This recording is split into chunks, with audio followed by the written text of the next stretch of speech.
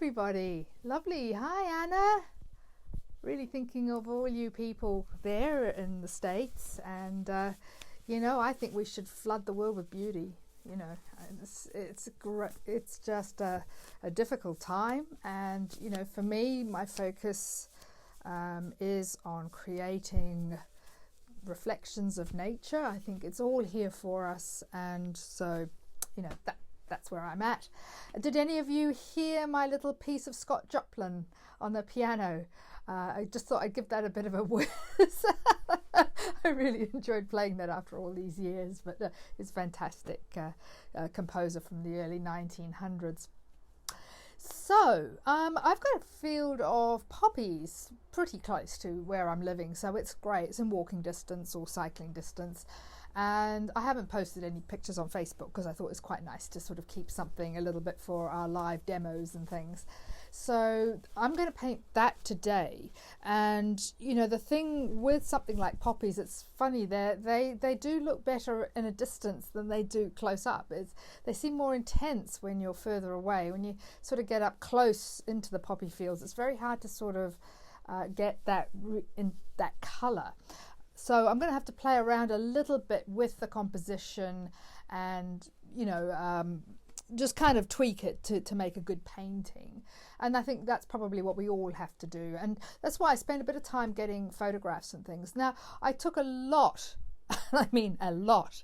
of photographs of the poppy field, and so if any of you want any reference material, I'm happy to email that to you. As I said, I've got hundreds, so I'm more than happy to share some of those photos that I have if you guys want to work on a poppy painting of your own. So please give me a shout out, and maybe when I do the live too on Thursday, I can have something there as well. But poppies, so we've got an interesting, I didn't actually pick any, I probably should have, but they would have really been dead by now. So poppies are just wonderful. They're just so joyous.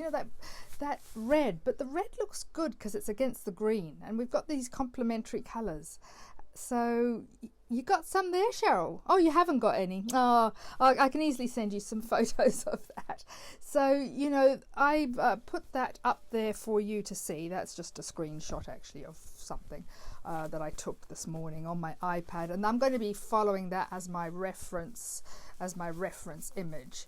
But here what I've done to take this photograph is I've crouched down low in the field to try and get some of this red color up front. Otherwise, all you would see would be just little bits of red, in the distance. And I sort of wanted some nice strong red in this painting in the foreground. So what I've also done is I have repurposed a previous painting, a previous demo thing that I did. I think that was the irises or something in there. Because sometimes, we have something, and it was a great little thing to do at the time. I really enjoyed it. But, I'm not going to keep that as a painting, but it's really nice to have something I can paint on that already has, hi Aileen, that already has a couple of layers of oil and cold wax on it. So it already has a surface on it. I don't have to try and build that up with too many things. I've already primed. Now, Leon Liss is here, and he bought my first ever poppy painting. So here we go. Going to be doing it again. So I just think, if you've got photographs and things like that, have a wee look at those compositions and how you might be able to make that a little bit more helpful when you're taking. Try that low profile. Getting down low. Now just make sure that you're getting a good view of the painting. I've got the camera here quite close today, so yeah, that's good. I'll just make sure you can see the top of the painting as well. Lovely, great. I think you should be able to see that really, really well. Lovely. So I put a sort of a taupey colour over it just to knock back the irises, but I've left all this purple and yellow that we were working with because I quite like that, and this might be an early morning painting. So I'll talk a little bit about reds. Now we have cool reds and warm reds. So our cool reds are what we've been really working on the last couple of sessions, where we've been working with things like this alizarin claret. Yeah, they are, aren't they, Dominic? I agree. They have a lot of symbolism, and perhaps that's why, I think that's why we're drawn to things. Absolutely.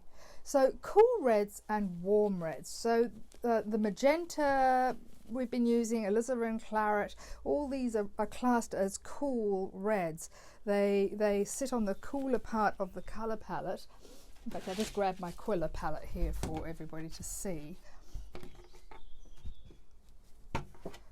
So as we've come round on the colour wheel this way, these here are the cool reds, and when we go towards the yellow and orange, these are going to be our warm reds, and these are watercolours, so I'm not using those, but that's very easy to explain. So the alizarin claret is on the cool side, so I need to have a different sort of red for the poppies, which is going to be something that I can use in tandem, and that'll either be a cadmium red, which I've got cadmium red light, and cadmium slightly lighter cadmium light there.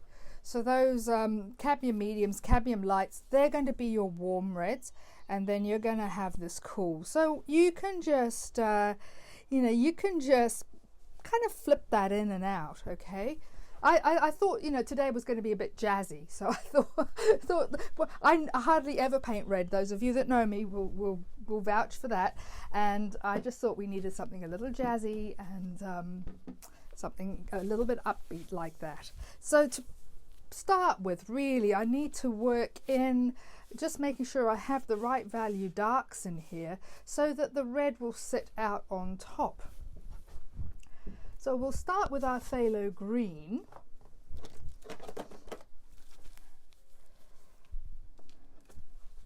And I'll mix that with a little raw umber, burnt umber. Pop that up there for the minute. But you all know phthalo green, that's okay. Everybody has different knowledge, so it's nice to just go through everything rather than just skipping a few steps, because there might be something that somebody doesn't really get. But please, do put questions in the little chat box. Is very useful like that.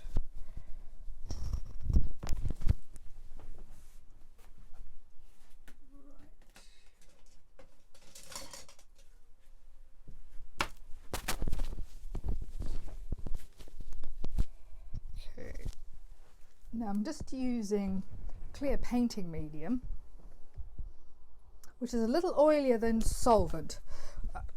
Because it's got a painting underneath it, I perhaps might not use pure solvent. The solvent might lift off the paint, so I'm a little bit hesitant to use just plain solvent over this. I don't want to sort of find out that it starts lifting the layers. So I'm being a little careful here, because we have a pre-existing painting underneath, and I'll probably just get a little bit of the clear painting medium and just rub it in here. Look, and that's enough to just tone, we can just tone the board. Okay, now if I was doing this in acrylics, I would have done this with ink, because that's has a nice but so you can see with the not the solvent, but with the painting medium, there's a richness to it, and that's quite nice. It's nice to keep some of these darks a little. And just bring that up, because compositionally wise, this foreground is something we can have fun with, and it's nice to see paintings with a bit of interest in the foreground. And grasses are a real go-to for that, so I've often got grasses in there, but it doesn't matter. That's how we see it. That's when you crouch down. That's what's down here.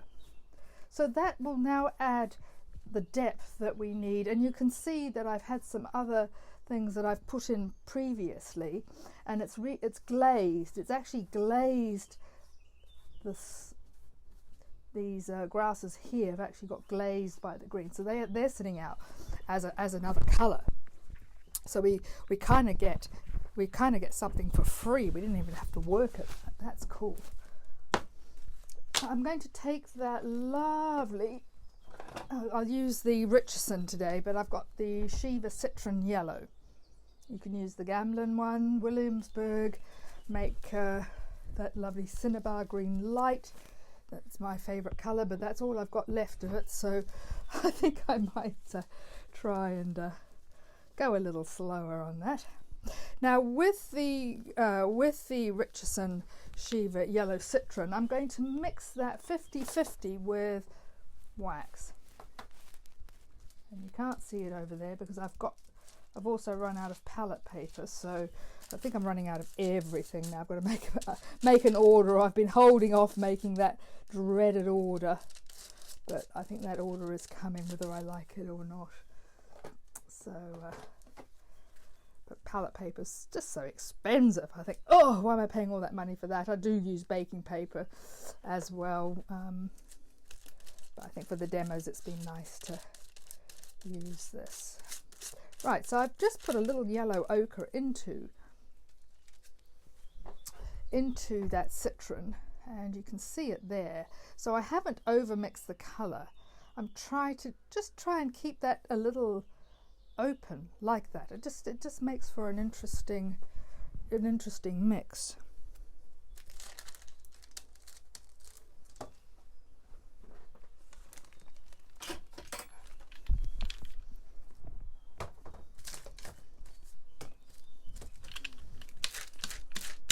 I'm just going to take a roller .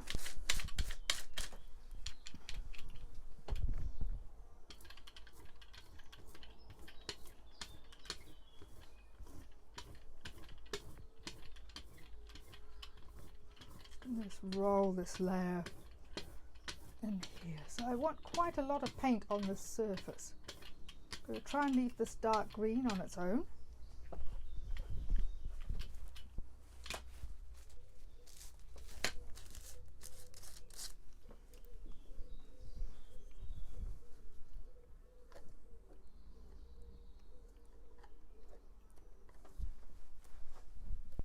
I'm putting down actually these warm greens over this cool green background.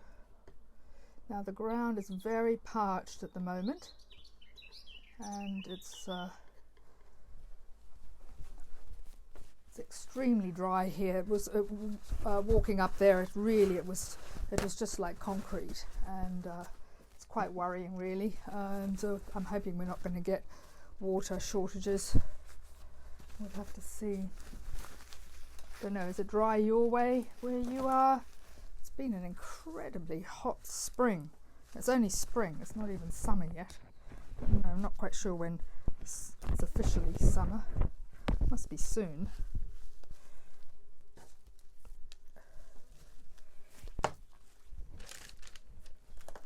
I'm just going to get a lighter value of that green. So still again using the Richardson Shiva Yellow Citron, which is given to me by a dear friend, so in America, because I can't get that in the UK as far as I know. I can get Gamblin and Williamsburg.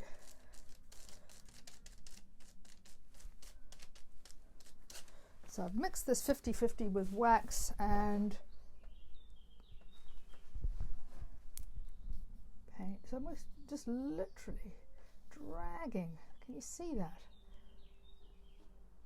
Just literally dragging really gently, really softly, so that the paint layers are sitting one over the other, like so.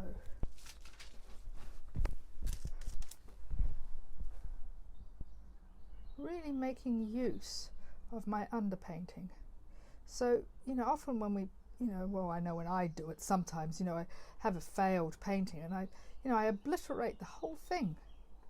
And, you know, what we could be doing or thinking about is, you know, how can we use what we already have and just see how it's picking up. Do you remember a few days ago we used gesso and clear gesso and acrylic gel and built up things from the surface? That's what this is. That's why it's picked it up so well. So that's where it's almost like an embossing feature.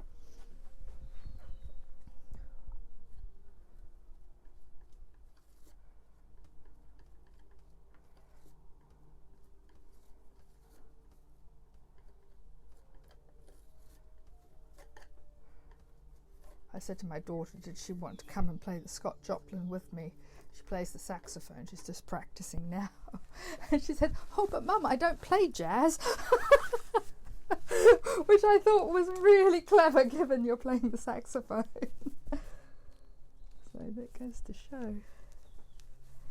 You could add an even lighter layer again if you wanted to, or just say the light is, make a decision about the direction of the light. Maybe the light's coming this way, so we might just pop some even lighter.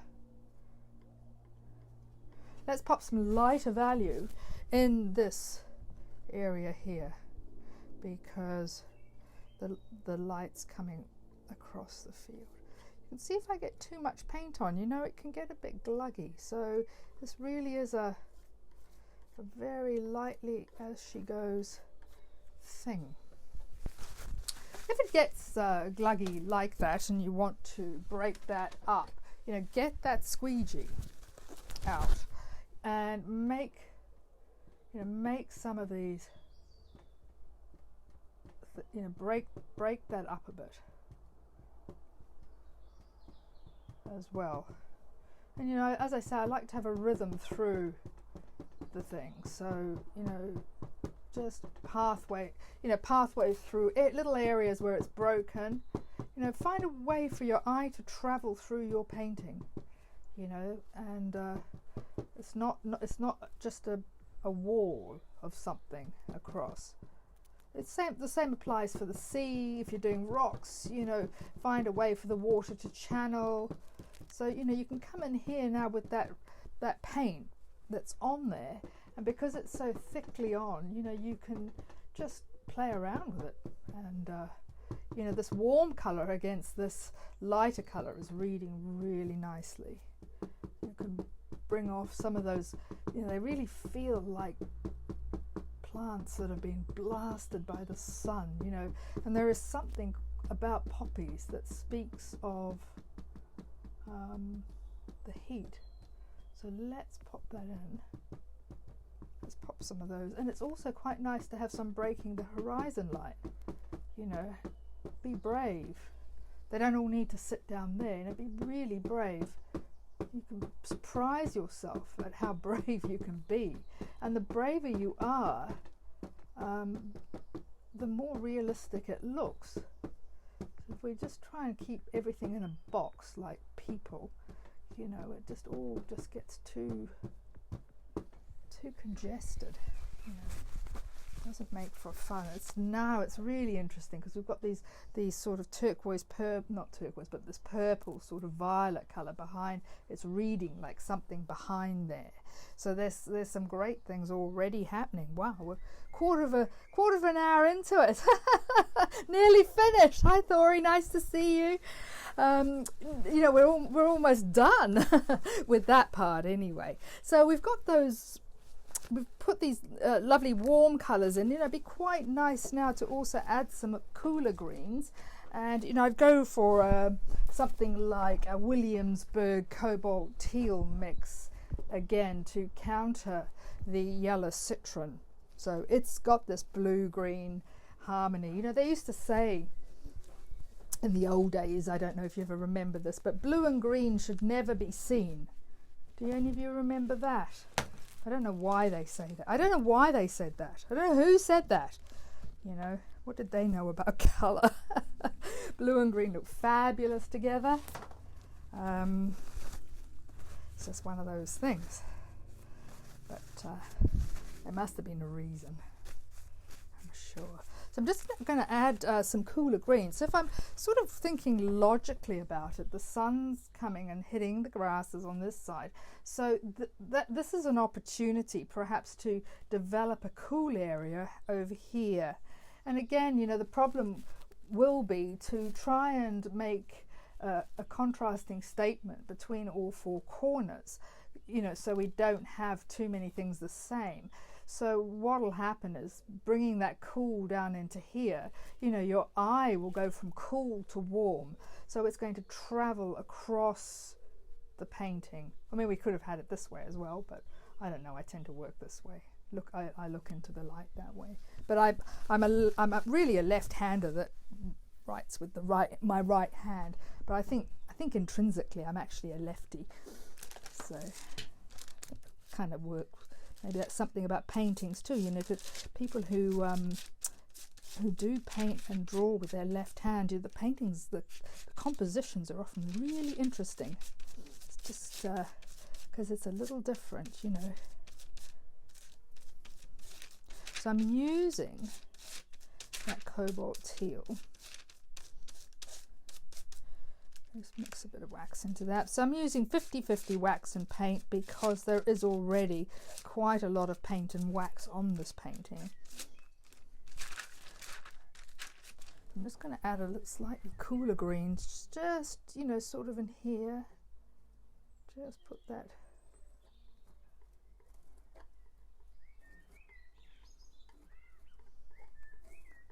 Just pop that in here.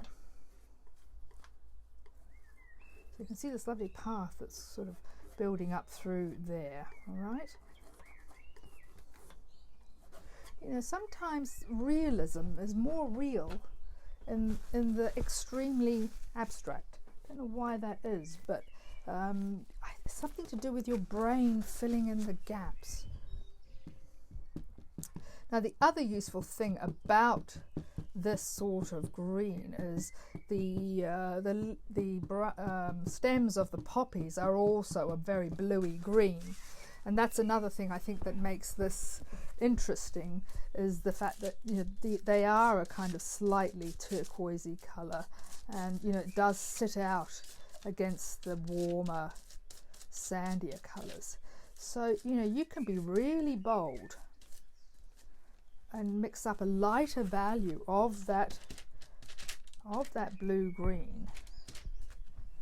Change the real, decide where this light is coming and where you want your focal point, where you want your main group of poppies. There's going to be poppies, you know, scattered all the way through, but where do you want your main poppies? So if we divided the canvas up diagonally, so we kind of don't want anything in here where this light value is. We kind of want to shift our main poppies to some sort of place. Now, you know, we could choose here, here, here, or here. Well, that's kind of working in the distance. That's also working with that. So we have a choice of the warm side or the cool side. Now, if you decide that the poppies are going to be kind of more of a hot orangey red, they'd probably work really well against the cool greens.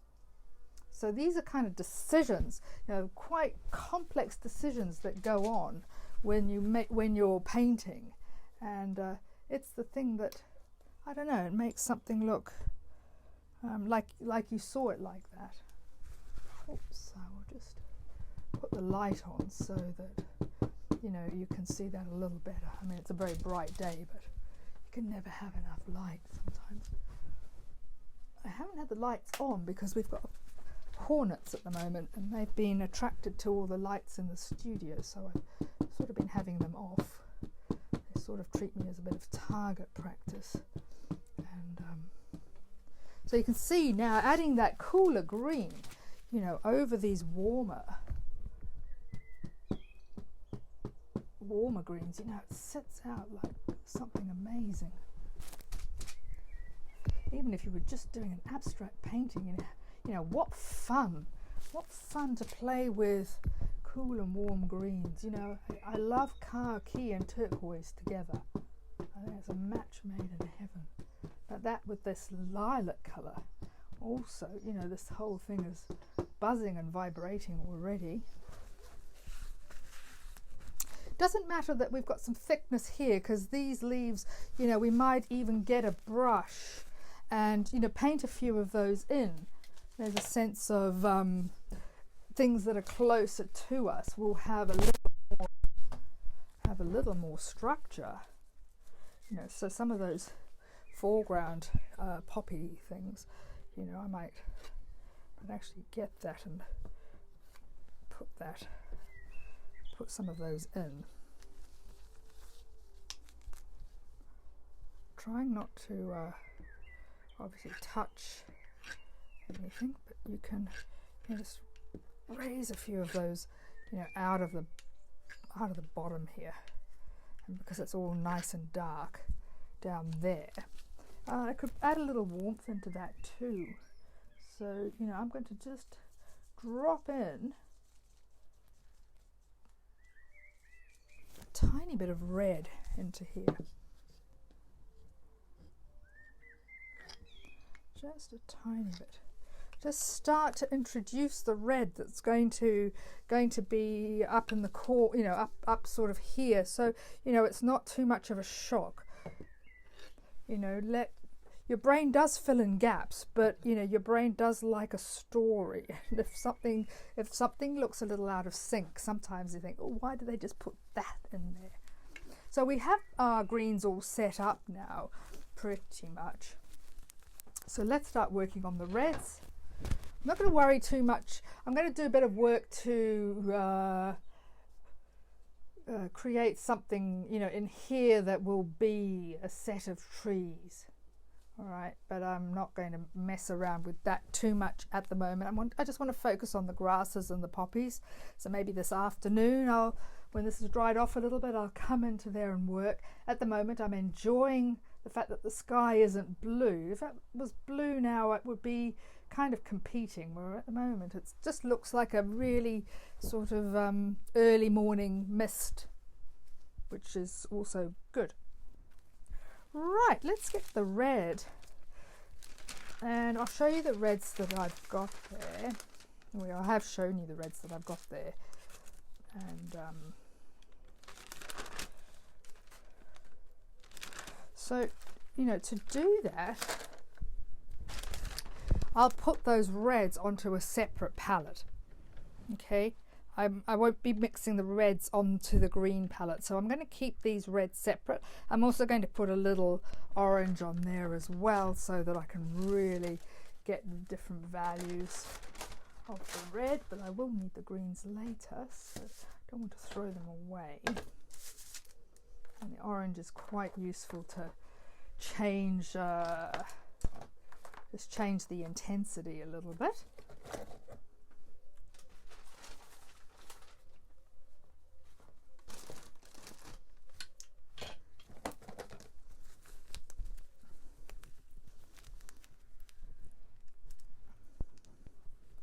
So let's start with the poppies behind. Now, you know, these will have the foreground poppies will have a more complex red.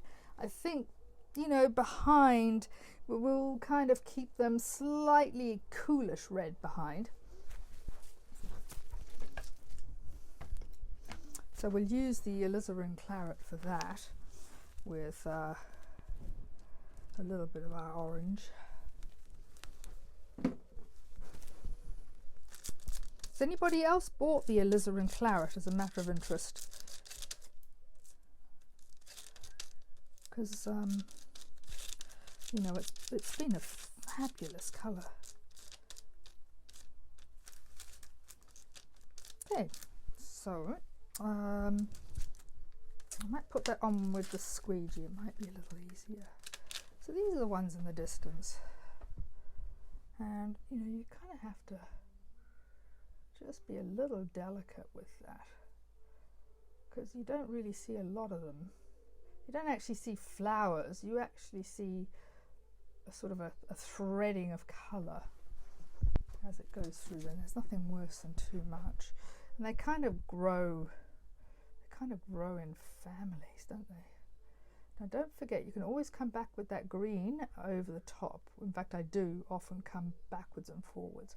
So I think the thing is just to do it so it doesn't look too chickenpox like, I suppose. Just keep that. They kind of grow in drifts, don't they?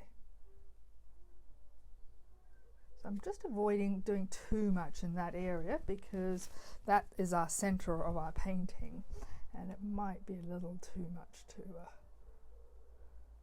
so you're just using the squeegee, just gives you the sheerest little tickle of colour. Just wonderful. So this is just a cake bowl scraper. This one's made by Mezermeister, but there are others on the market. You can also use a catalyst tool. They're also quite good.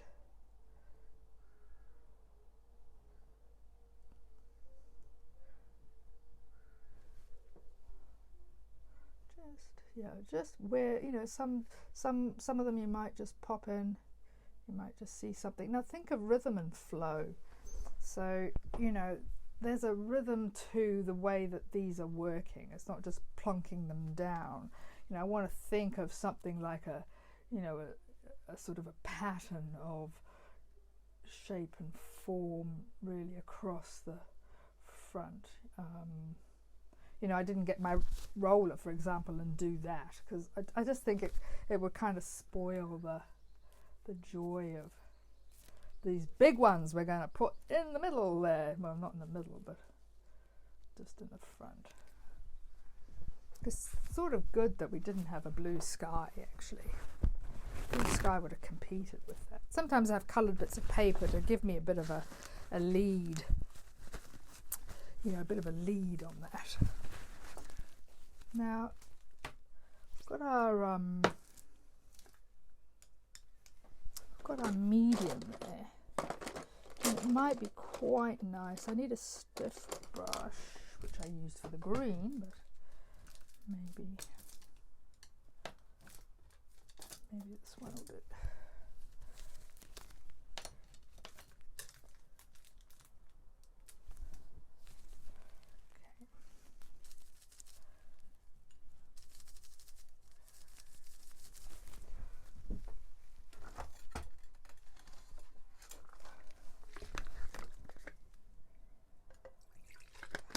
Just going to pop a little solvent and medium together.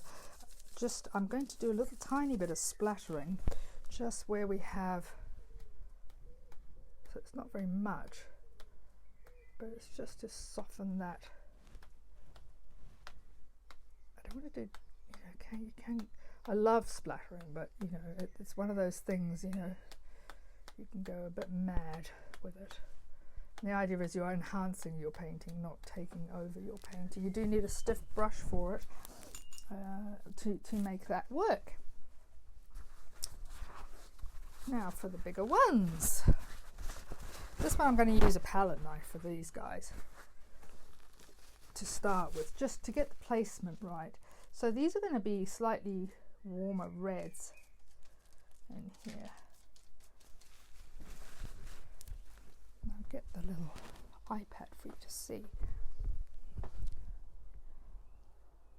Okay, so they're kind of a bit floppy in the way that they have a petal that kind of comes up to sort of like a half moon shape. Okay, looking at the shapes, what can I make out?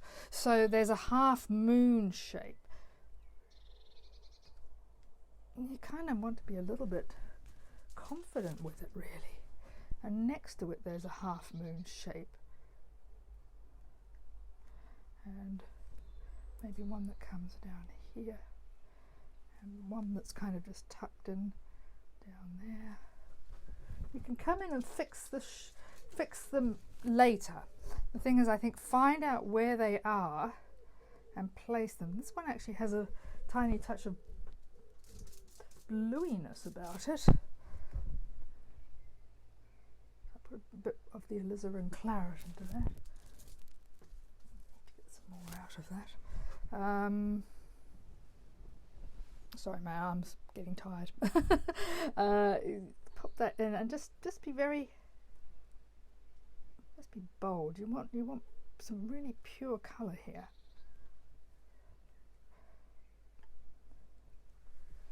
I'm going to put that down because my arm is weak. Okay, that's easier. So just kind of go in there with a little bit of, bravery. A tiny bit of maybe ultramarine pink would be a nice addition to that red where it's in the cool, so that all the reds aren't too orangey. And the ultramarine pink just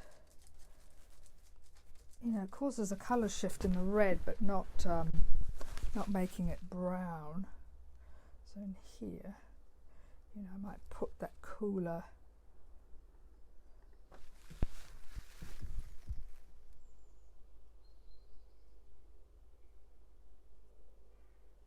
What company makes the alizarin claret? That's a Michael Harding. That's a Michael Harding paint. That's an English brand. You probably will find something like that with Williamsburg. I think they make quite a good range of reds actually. But can you see, just putting that sort of purpley violet red next to the warm red, we're getting a different sense of the poppies.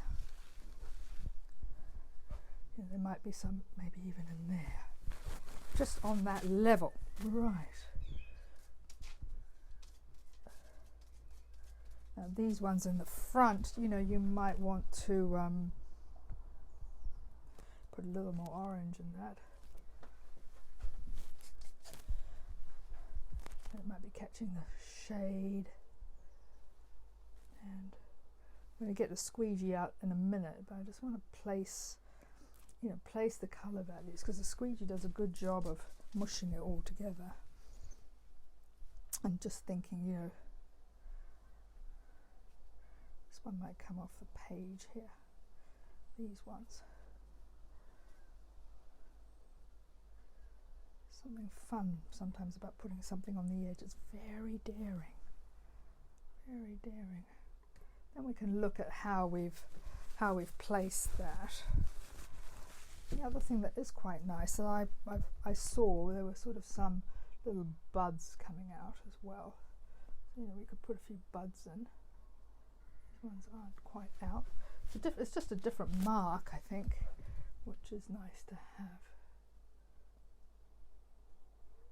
So a few dots without being overly fussy. Just do that with a brush actually. I might just get a little more control. Yeah, that's better. Okay. Put one here. So you can see, with that brush you can just come in now and tidy up or make the form actually is more appropriate than tidying up. But you can re-look at the form of these things, these shapes.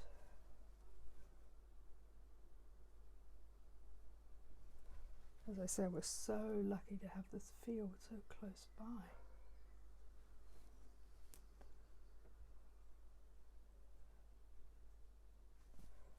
Put these guys in up here.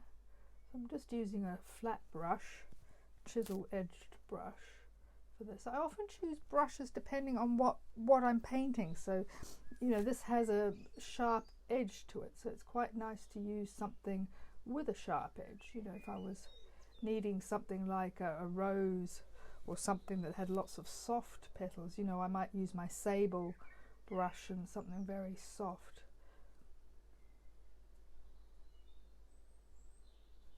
What if that came down here?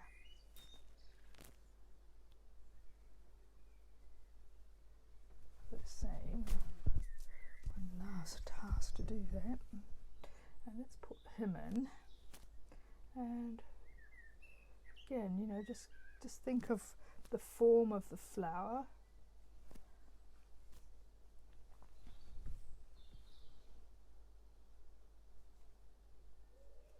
And, you know, understanding a little bit how the poppy pollinates, you know, it needs a field that, you know, is almost left fallow. This is the remains of a rapeseed field that didn't really flower properly. So they just left the field, you know,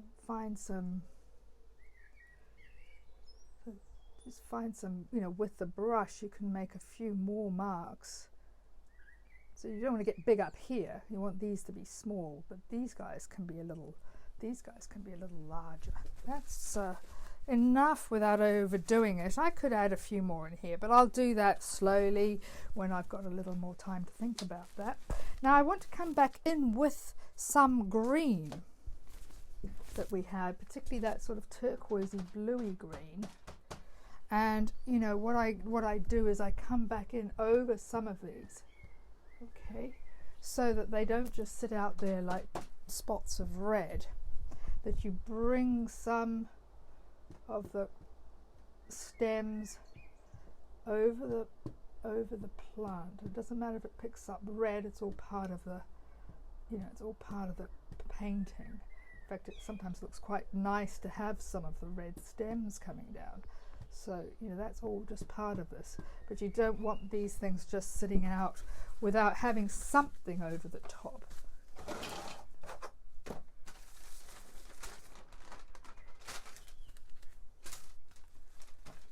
Hopefully I can get more palette paper. Just with all the shops shut and everything like that, I'm not picking up things as much, and deliveries are still taking quite a long time. Let's put one more and this one over here.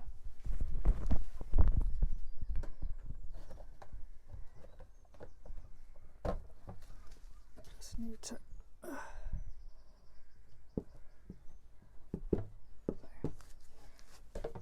like so. So I've just put that one in there because this is too high for me. Okay. Are there any questions as I'm winding this up? Because, you know, and if you want me to send you any photos, please do ask. That's fine. I'm happy with that. I've got, as I say, hundreds. And if you want to give that a go with the different reds, so you just have to find a warm red and a cool red, a little bit of orange, maybe a little yellow as well, and just go from there. You know, sometimes there's a little poppy seed head kind of shape as well. You know, those little round ovally sort of shaped things, they're quite nice to have as well. So, you know, looking for variety of marks, and they're kind of fuzzy as well, so a kind of old bristle brush is quite nice for those, because they make a nice mark for a kind of a poppy seed head. Okay, I'm going to leave it there today. I think that's I don't want to overwork it, and it needs to dry off before I decide how I'm going to resolve this, and you know, I'll fix this up as well. I need to change the shape a little bit more like that, and then decide. I'll probably bring a little bit of this violet in here somewhere as well. Maybe in here I'll bring a little bit of this purple violet and tuck that in there, and maybe I'll add a few other flowers that were out there. They were kind of not daisies, but that kind of thing. You know, it might be quite nice to have a different variety of flower that was also in this field. So lovely. Let me see if there's any comments. Thank you, Kathy. Lovely that you could make it. Yeah, I'd love to send you poppy photos, Emma. That would be great. You know, and if you thanks Mairead as well. My pleasure. I'll send those to you. If you just make sure that I have your emails. I've got yours, Anna, it's fine, but you know, if you just make sure you send me your emails, then I can send you some photos. But you know, I think the key thing to making poppies work is to have the warm and cool reds, so you can vary the quality of the colour. You know, so adding that claret in there, for example, you can add a little blue, but you don't want it to go purple. You just want it to be a shade of red that's a little on the cool side. And you know, I've taken blue. I've actually taken blue out of this colour palette, as it just sort of helps to keep this yellow, red, orange, green thing going. And you know, it just makes more focus on the red with the blue not being there. Maybe that's why blue and green shouldn't be seen. Lovely. Yep, just fine. You can just keep writing on that thread. That's great. I don't keep the videos up for that long at the moment. I just keep them up for a day or so, and sometimes, you know, Facebook does weird things and takes them down after 3 days. I don't know. They seem to be doing all sorts of things. So yeah, if you want to see it, just see if you can catch it in the next 3 days. That's good. Anyway, lovely to see you all. And yep, sorry you couldn't see my colour palette, but just take it for granted I was doing 50-50 paint and wax. So this paint is very impasto. It's sitting on the surface, but it's sitting on the surface of cold wax that's been mixed underneath in an underneath painting with only 20% wax. Okay, so I'm building the layers from 0 to 20 to 50, and 50% wax is as high as I would go. Have a lovely afternoon, everybody. Have a lovely day if you're in the States. And that sounds good. Oh, Andrew, I bet you've got hundreds of photos of poppies. I bet you've got them coming out of your ears. That's lovely. Yeah, no, I might do some cards. Actually, I think I might do a series of cards of the demos, because, you know, it's just a memory, really, that we've all been through this you know, shared experience, isn't it? Okay, right. Onwards and upwards, everybody. Take care of yourselves. And, you know, it's great. We've got a lovely community going on here. All right. Bye.